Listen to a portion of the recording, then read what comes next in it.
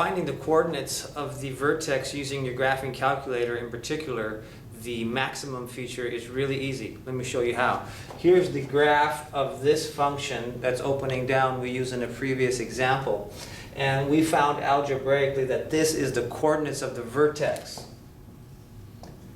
Let's let the calculator do this for us and let's compare our answers. So let's graph this function into y1. So we plug it into y1 like that. I'm using a windows of -10 to 30 by -50 to 250. So let's graph it. The idea is to find the maximum point on that curve, or the maximum height, or the coordinates of the top of the hill there. So the steps are these. You go to Calc, which is second trace.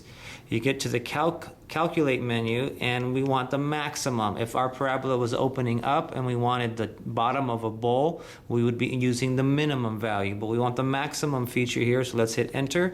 The calculator will ask us 3 questions. It'll ask us left bound. And the idea is we need to create a left bound for the calculator to start calculating, and our left bound should be anywhere left of the top of the hill. So notice I arrowed left a little bit. So I'm going to hit Enter and say that's a good left bound. The second question is, what about a right bound? The calculator's asking, where would you want me to start calculating on the right hand portion of this curve, or somewhere on the right? We just want our right bound to be to the right of the top of a hill, anywhere to the right of it. So that's a good place. Notice I arrow right. So I hit Enter, and then notice those 2 triangles. The calculator is going to start calculating where the top point is in between those 2 triangles. So the third question is guess. Would you like me to start guessing? The calculator is asking. You're going to hit Enter for yes, and it will calculate the coordinates of the vertex, and they're on the bottom. The coordinate is 6.24, and then a whole bunch of 9s and a 6, and the y coordinate is 178.125.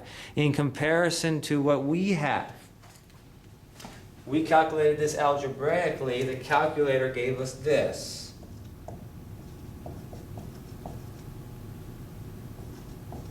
At least mine did.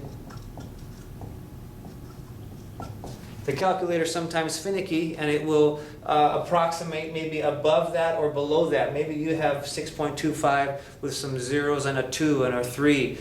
Recognize that the calculator does its best job to approximate the vertex. So I will ask you on an exam or somewhere, maybe round to 1 or 2 decimal places if we let you use the max feature or min feature. So just be aware of that, and we'll show you an application here momentarily.